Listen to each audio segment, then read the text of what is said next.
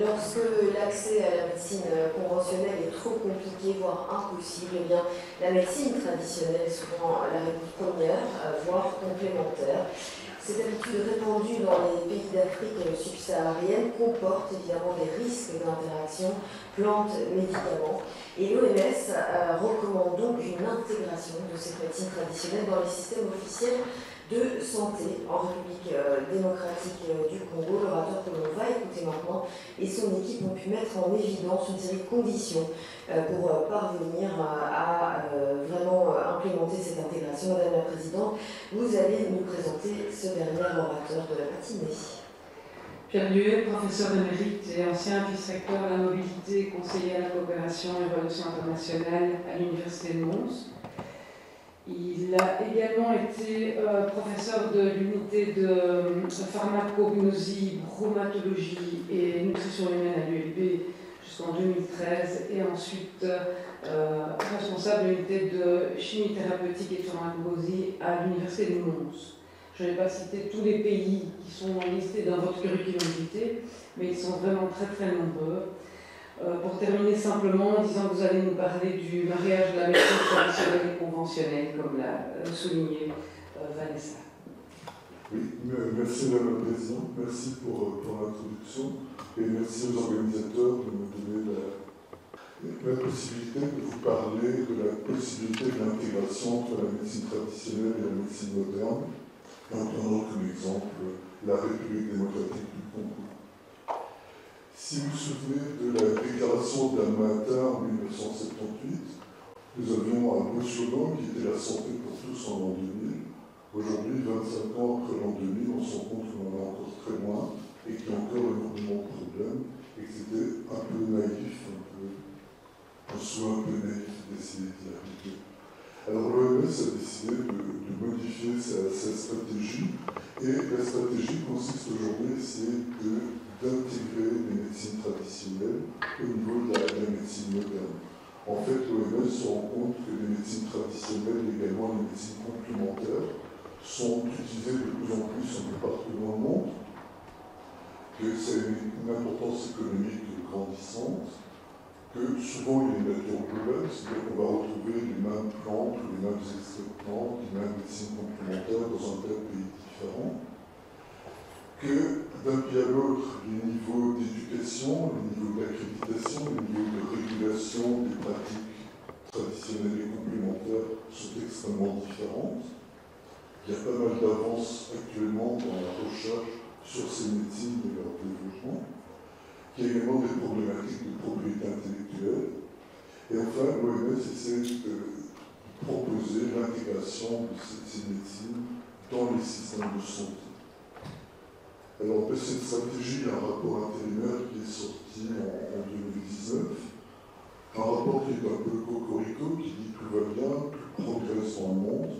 Effectivement, il y a pas mal de pays qui passent des réglementations, des législations, mais quand on va sur le terrain, on se rend compte qu'en pratique, ça n'est pas mis en œuvre, il n'y a pas les moyens, il n'y a pas la volonté de la mise en œuvre de ces réglementations.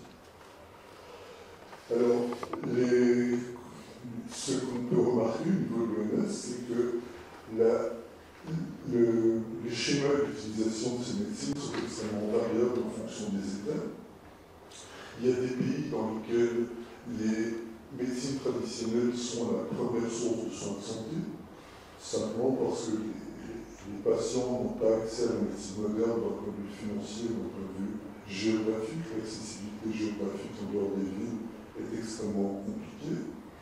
Alors, il y a des pays où les médecines traditionnelles jouissent d'une histoire culturelle, d'une importance culturelle extrêmement grande. Et par exemple, Singapour, la République de Corée, le Vietnam, la Chine, ce sont des pays qui ont encore une très grande fierté, une très grosse utilisation de ces médecines. Et puis dans nos pays, on va plutôt retrouver une médecine traditionnelle et complémentaire en tant que thérapie complémentaire, c'est ce qu'on va observer dans les pays américains, dans les pays européens. C'est-à-dire que ces schémas d'utilisation varient considérablement pays par pays, et il y a certainement un besoin mondial de réguler les pratiques, qu'est-ce qui est admis comme pratique dans un pays donné, de réguler les praticiens, également de réguler les produits que les praticiens vont employer. Alors, l'idée, c'est de développer des politiques, développer des stratégies qui soient faites développer pays par pays en fonction de la situation même du pays. Des stratégies qui permettent également de prendre en charge de nouvelles pratiques qui seraient introduites. Les pratiques peuvent bouger très très vite à travers le monde, via les influenceurs, via Internet, il y a des tas de nouvelles pratiques qui peuvent être introduites. Comment prendre en charge ces nouvelles pratiques? Pour ce faire, on peut considérer l'expérience et les informations qui viennent des autres pays. Et finalement, chaque État membre doit considérer sa propre situation, ses propres besoins spécifiques, ce qui signifie augmenter la base de connaissances, augmenter les skills, augmenter la manière d'appréhender ces métiers. C'est également essayer de supporter la collaboration entre les praticiens de médecine traditionnelle et les praticiens de médecine conventionnelle, et puis également de considérer la régulation des pratiques et l'enregistrement également de ces pratiques.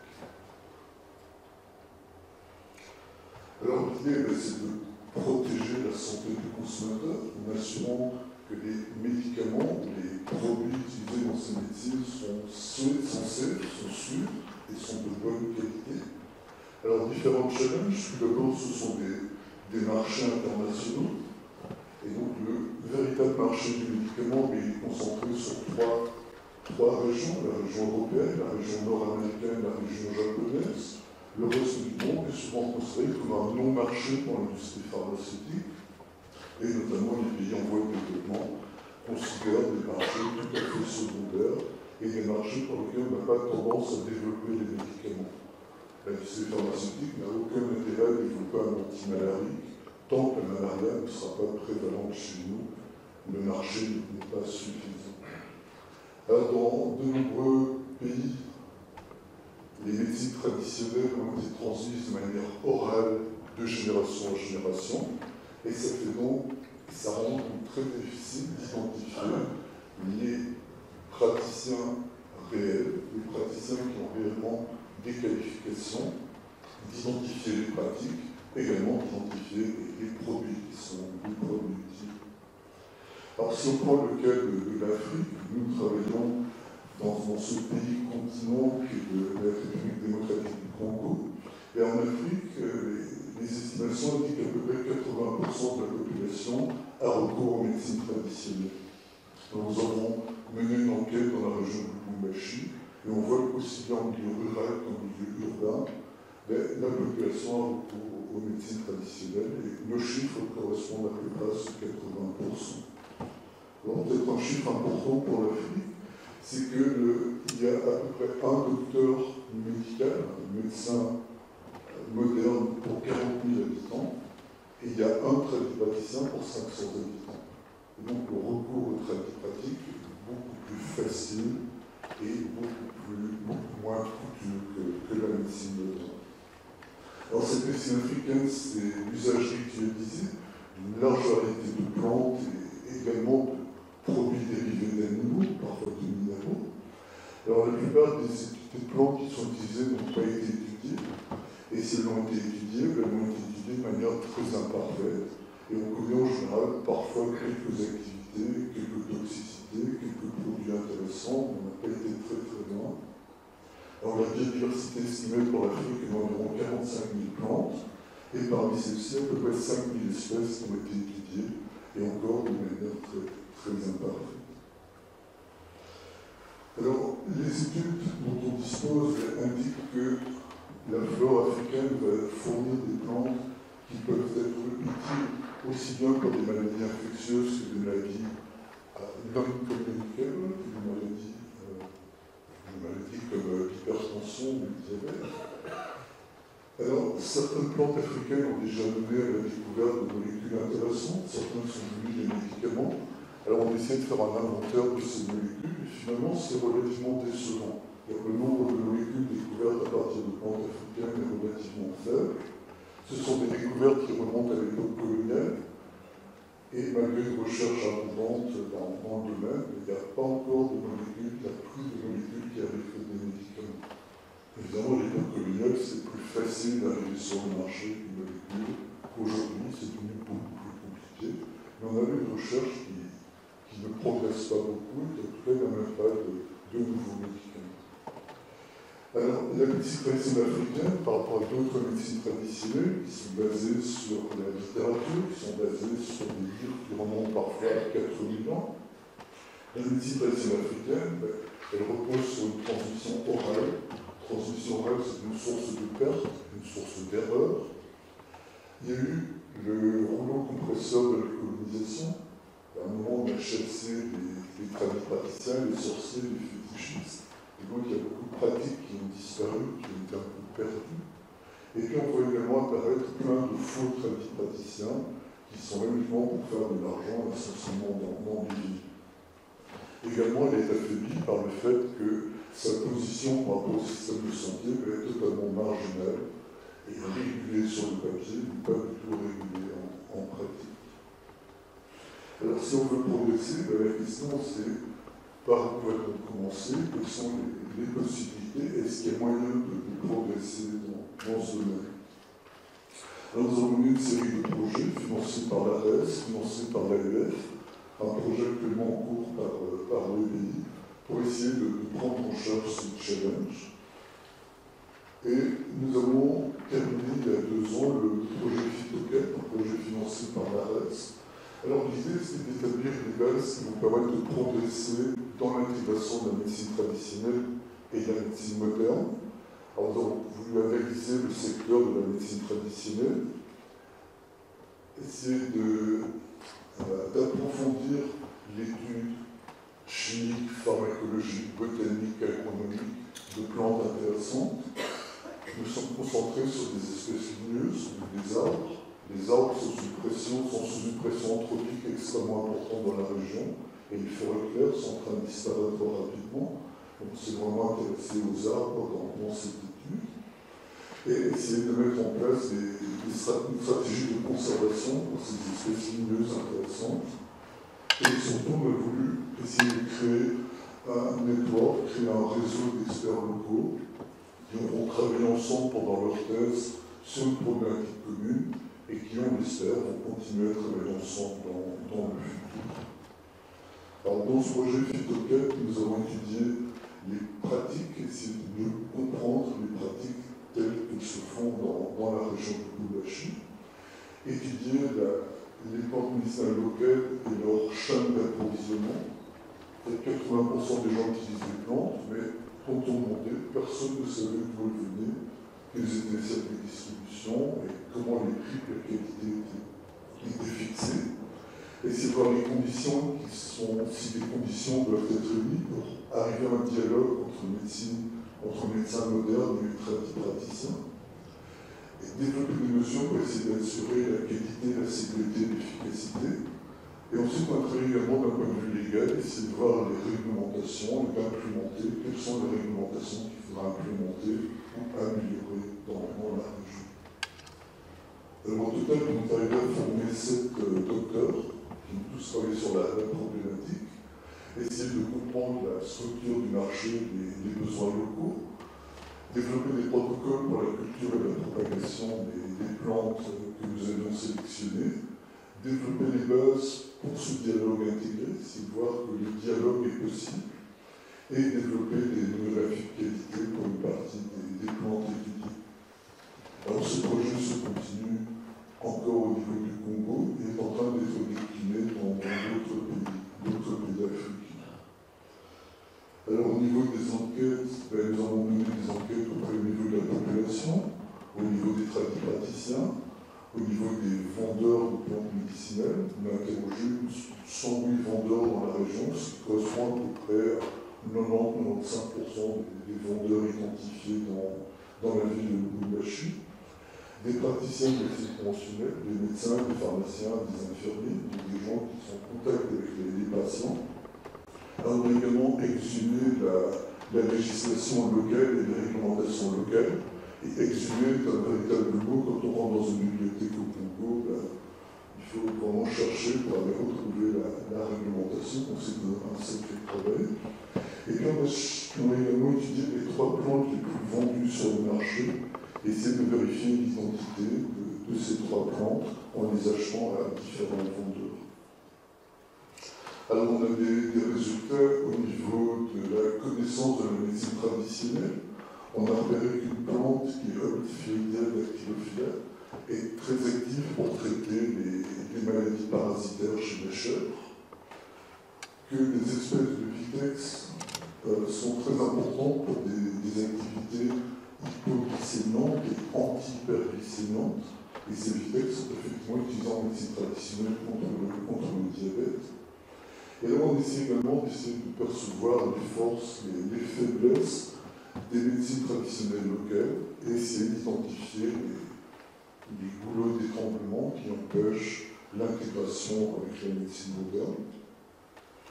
Alors, un aspect intéressant parmi les résultats obtenus, c'est qu'environ 50% des praticiens conventionnels, médecins, pharmaciens, personnel de santé, ont utilisé la médecine traditionnelle pour eux-mêmes. À peu près la moitié des médecins l'ont déjà utilisé. Et plus de 50% d'entre eux ont déjà incorporé un praticien dans leur pratique. C'est-à-dire qu'il y a des patients avec lesquels ils n'en sortent pas, et puis ils les réfèrent au praticien et ils discutent déjà avec eux. Donc le dialogue existe déjà, il reste à le formaliser, à le sécuriser également.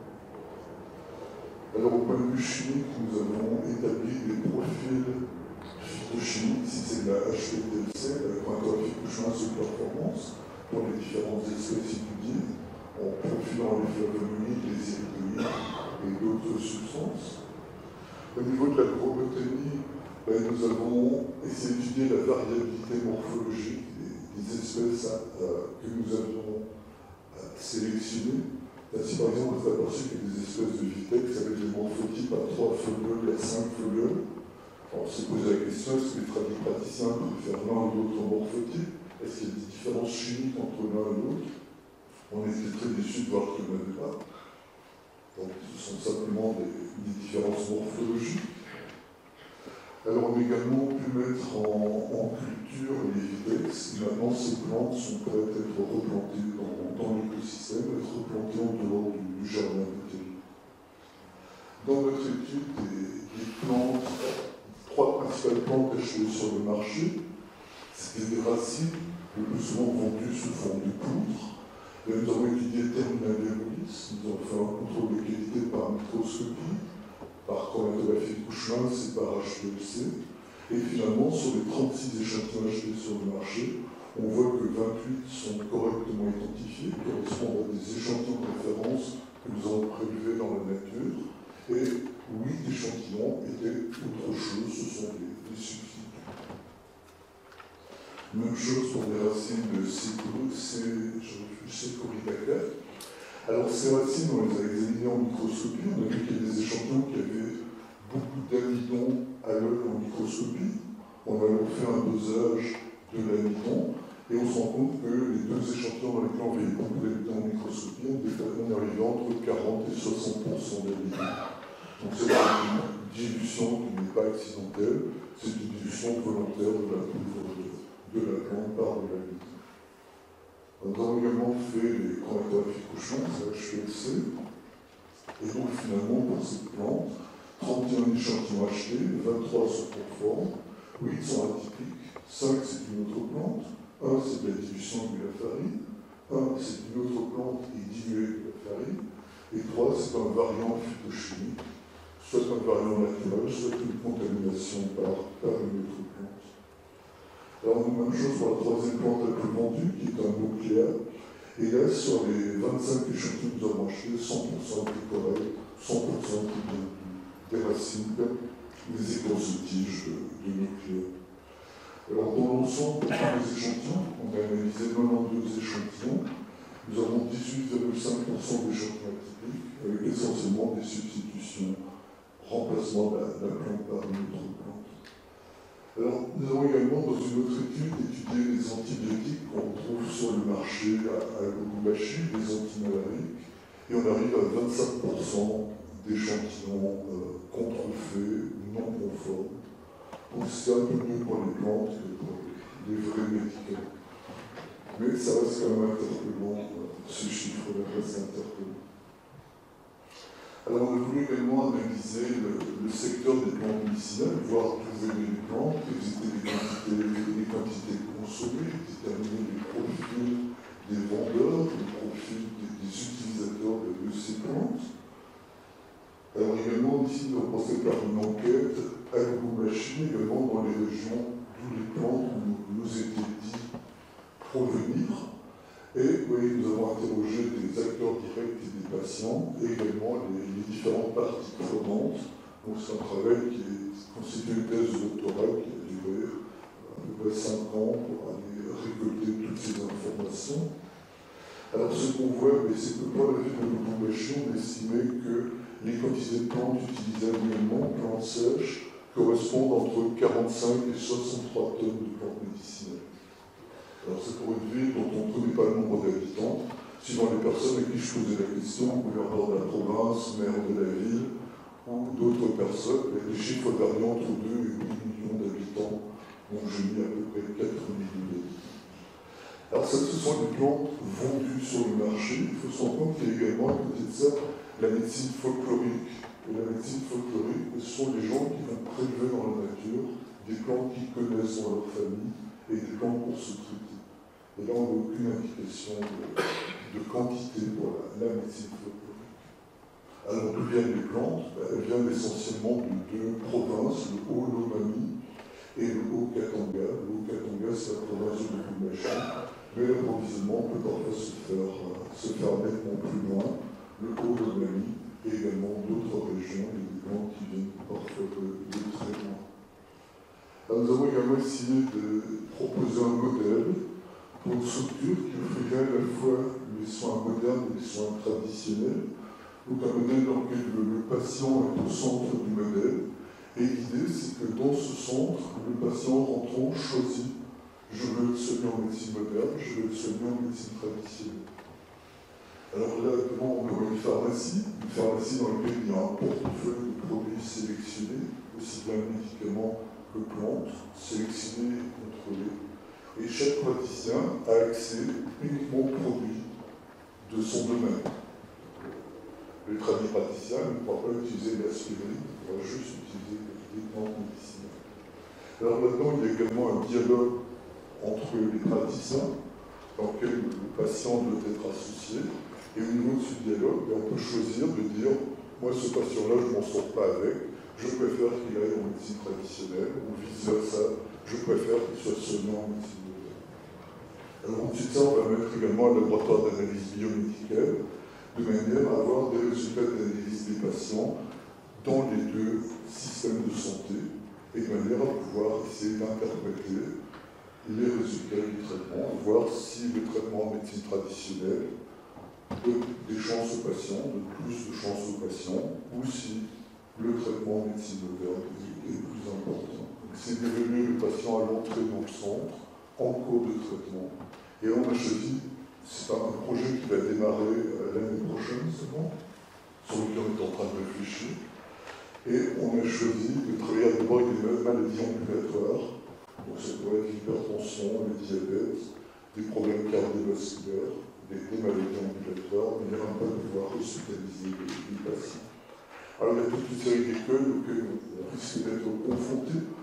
C'est que le patient, le médecin de médecine moderne renvoie en médecine traditionnelle tous les patients incurables. Donc le taux de mortalité soit très bon d'un côté, très mauvais de l'autre, c'est une possibilité. Que le praticien se balade avec un stéthoscope en dehors du centre et se fasse passer pour un médecin. Donc on a plein d'écueils sur lesquels nous sommes en train de réfléchir. Alors ce projet se prolonge, c'est-à-dire que nous avons là des connaissances sur un système, des idées sur comment améliorer ce système. Donc ce projet actuellement est en progression au niveau de Madagascar, où la situation est relativement semblable pour pas mal d'aspects, mais également relativement différente au niveau de la réglementation, au niveau de l'utilisation des plantes et au niveau de la pratique. On est en train d'essayer de de comprendre également ce qui se passe à Madagascar.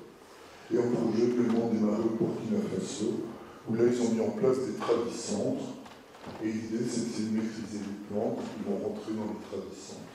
Donc là il n'y a pas de médecin impliqué, c'est uniquement de la médecine traditionnelle. Alors, les challenges. Alors, modernisation de la médecine traditionnelle, ça veut dire valider les pratiques, valider la qualité, la sécurité, l'efficacité, essayer d'éviter de perdre de l'information en cours de route, et également essayer de reconnaître que des praticiens savent ce qu'ils font. Que ce n'est pas n'importe quoi, qu'ils savent ce qu'ils font. Il faut alors admettre qu'il y a des choses qu'on ne comprend pas encore, et qu'il y a des choses qui fonctionnent en pratique. Alors l'idée de les combiner, c'est d'essayer d'avoir une vue nouvelle des soins de santé dans ces pays, une vue qui serait holistique, typique des médecines traditionnelles, et essayer d'aller vers une couverture de santé généralisée ou plus généralisée, telle qu'elle est préconisée par l'OMS. Alors ça, c'est la première étape. On est bien conscient que ça ne sera pas suffisant pour améliorer les choses. Et donc, il y a besoin d'une amélioration générale du système de santé. Il y a besoin d'éducation à l'hygiène, d'éducation à la santé. Il y a besoin de former du personnel. Et également un besoin de formation continue qui est très crucial. Et il faut également améliorer les facilités de santé, les institutions de santé, au niveau de l'hygiène, au niveau du diagnostic, essayer de pouvoir fournir dans les centres de santé des médicaments de qualité certifiée. J'en ai relativement loin aujourd'hui. Et puis, ce n'est pas le tout d'avoir des centres de santé qui fonctionnent, il faut également que les gens puissent avoir accès aux soins. Et donc, il faut développer un système de santé décentralisé, que les gens qui ne sont pas dans les villes puissent avoir accès à la médecine. Par exemple, avec des voitures médicalisées qui iraient d'îlot de peuplement en îlot de peuplement. Et également, il faut essayer que ce soit financièrement accessible, que ce soit au niveau du diagnostic, au niveau des accessoires médicaux, également au niveau des médicaments. Alors, quelque chose à réfléchir aussi, c'est si on veut créer un portefeuille de plantes médicinales raisonnablement efficace et raisonnablement sûr, mais pour l'instant, on n'a pas vraiment de critères pour le faire. En Europe, on a développé des médicaments à usage traditionnel, des médicaments à usage bien établi, et en fait, ce développement se base sur la seniorité sur le marché. C'est-à-dire ce médicament est sur le marché depuis autant d'années et ne pose pas de problème. S'il est sur le marché depuis autant d'années, il est plausible qu'il soit actif. Et s'il ne pose pas de problème, il est plausible qu'il n'y ait pas d'effet secondaire important avec ce médicament. Donc nous avons cette réglementation d'Europe qui est très importante, qui a permis de ramener pas mal de plantes depuis le marché alimentaire vers le marché pharmaceutique. C'est quelque chose qui a pas mal marché. Mais maintenant, quand vous êtes dans un pays à tradition orale, comment venir définir des médicaments à usage traditionnel? Est-ce que c'est en fonction de la fréquence d'usage, la fréquence des doses, la corrélation des usages dans une région donnée? Et puis, comment définir les médicaments bien établis? Ce sont des médicaments pour lesquels la pharmacotoxicologie est bien connue. Ça peut être par exemple le quinquina ou l'artémisia. Ce sont des médicaments pour lesquels il y a déjà, des phytomédicaments pour lesquels il y a déjà pas mal de littérature. Voilà, donc pour tout ce travail, j'ai eu des partenaires dans les projets de Congo, partenaires à Lyon, à l'UP, à Liège, à l'Université de Lubumbashi, à l'ISP, et toute une série d'étudiants qui ont activé ce qu'ils ont déjà défendu leur thèse. Et nous travaillons aussi bien sur Lubumbashi, Kinshasa, Kisangani, pour le projet qui est en cours. Voilà, je n'ai pas de photo de vous parce qu'ils ne viennent pas tous en même temps en Belgique, donc je les ai figurés. Et je vous remercie de votre attention.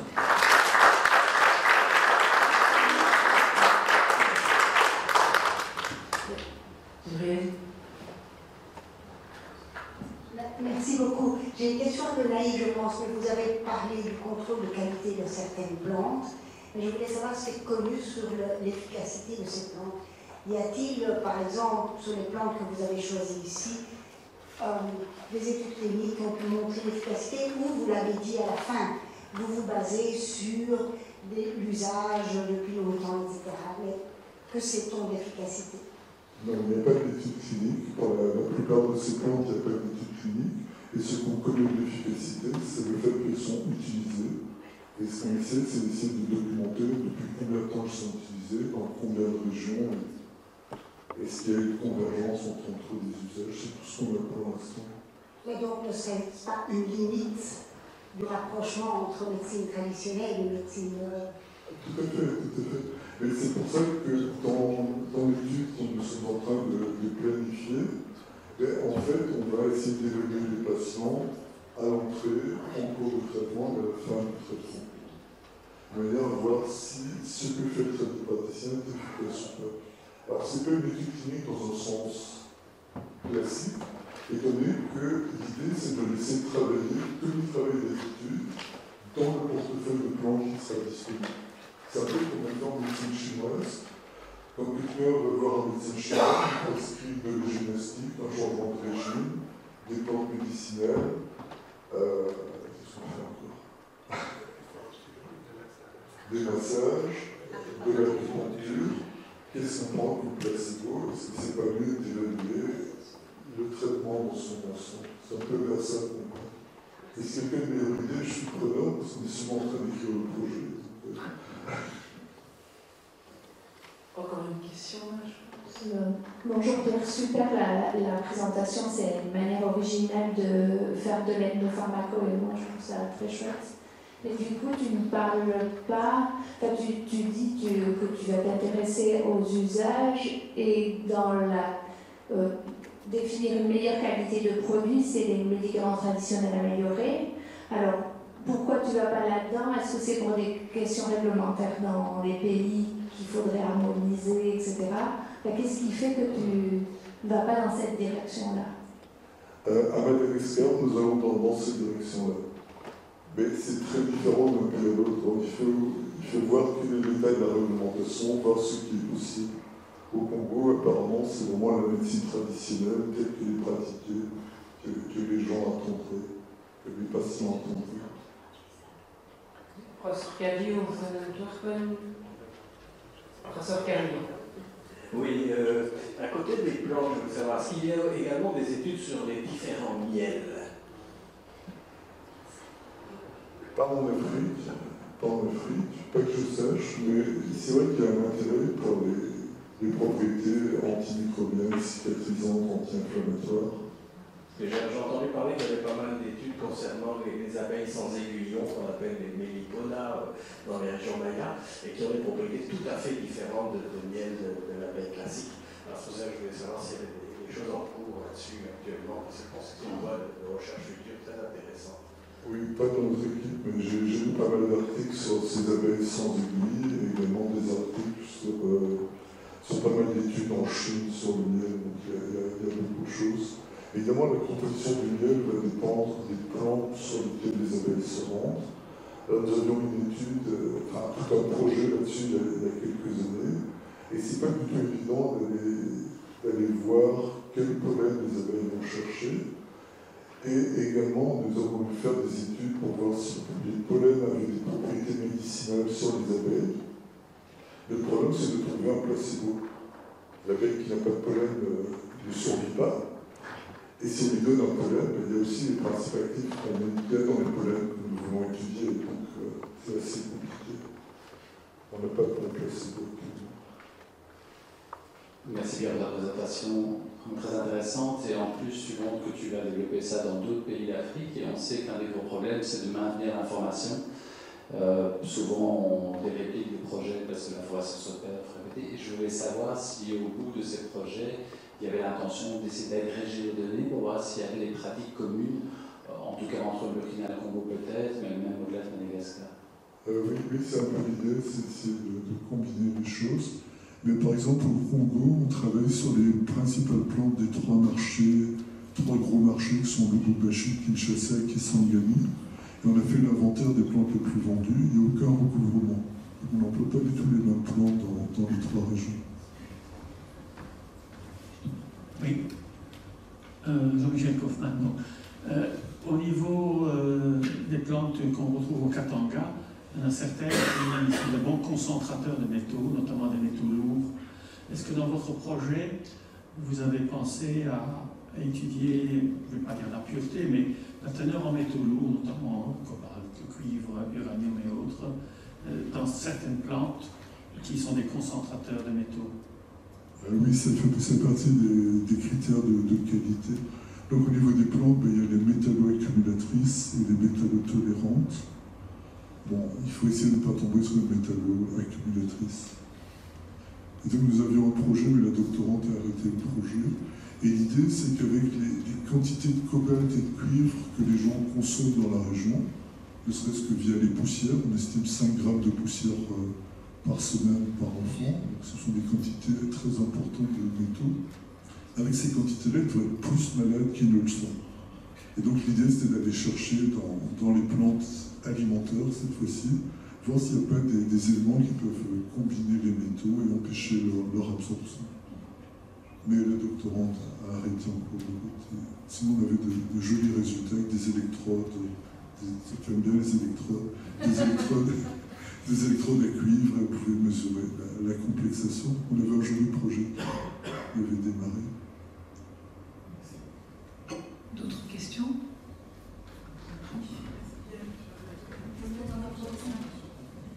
Merci pour cette présentation très intéressante. J'avais une question par rapport au modèle qui est proposé, où tu avais dit que les patients pouvaient choisir soit médecine traditionnelle, soit médecine conventionnelle. Est-ce qu'on ne peut pas se dire que les deux pourraient être complémentaires et d'avoir des traitements avec les deux? Je n'ai plus la dire. Oui, s'il vous plaît. L'idée, c'est d'avoir ce que j'ai appelé le Exchange Framework, donc un cadre d'échange dans lequel les praticiens peuvent discuter ensemble et essayer de voir s'il ne faut pas combiner des choses.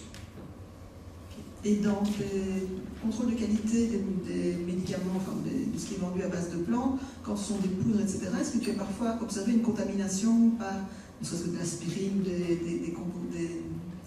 des médicaments ou des composés chimiques dans les plantes? Non, ça, on n'a pas recherché. On n'a pas recherché.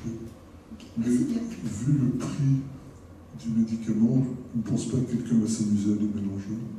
Par contre, le sildenafil, au Congo, on l'a retrouvé dans d'autres pays mélangés avec des plantes, dont la Belgique. Oui.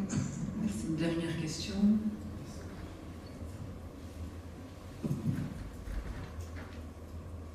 En restant toujours sur la même lignée que le sildenafil, donc j'ai vu qu'il y avait une plante qui contenait de la yohimbine, qui on sait que c'est un des traitements des troubles de l'érection. Je voulais savoir, est-ce qu'il y a eu des enquêtes de pharmacovigilance pour certains qui ont consommé ce genre de plantes et qui se sont retrouvés par exemple aux urgences pour un priapisme ou pour une thrombose des corps caverneux? Merci. Qui ont consommé ces plantes et qui se sont retrouvés non médecine traditionnelle et qui ont atterri vers un hôpital parce que la prise en charge devenait difficile? Non, pas que je sache. Ce que je sais, c'est qu'au niveau de notre labo à l'ULB, nous avions une activité de service de contrôle des plantes. Et il y avait un importateur en Belgique qui importait du yohimbé et il faisait une analyse par tonne de plantes importées. Donc, vu le nombre d'analyses qu'on faisait, on estime qu'il importait entre 8 et 20 tonnes de plantes par an. Et toutes ces plantes, après, ils les exportent vers l'Inde. Et en Inde, ils extraient la yohimbine.